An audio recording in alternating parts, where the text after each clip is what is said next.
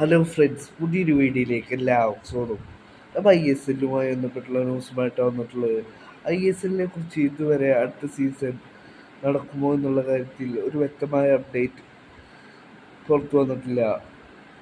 ഇപ്പോൾ ഇതാ മോഹൻബഗാൻ സൂപ്പർ ജയൻസുമായി ബന്ധപ്പെട്ട് ആശിഷ് നേഗി ഒരു റിപ്പോർട്ട് പങ്കുവച്ചിരിക്കുകയാണ്.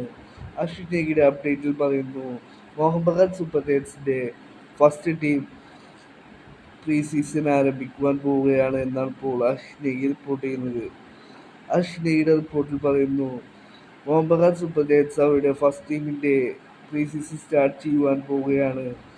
ഓഗസ്റ്റ് ആദ്യ വീക്കിലോ രണ്ടാമത്തെ വീക്കിലോ പ്രീ സീസൺ സ്റ്റാർട്ട് ചെയ്യുമെന്നാണ് ഇപ്പോൾ ആശിഷ് നേഗി റിപ്പോർട്ട് ചെയ്യുന്നത്.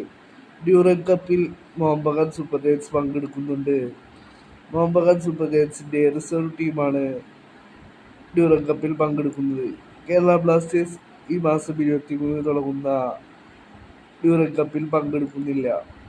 ഒരു ദിവസങ്ങളിൽ ISLുമായി ബന്ധപ്പെട്ട് കൂടുതൽ ന്യൂസുകൾ പുറത്തുവരുമെന്ന് പ്രതീക്ഷിക്കാം.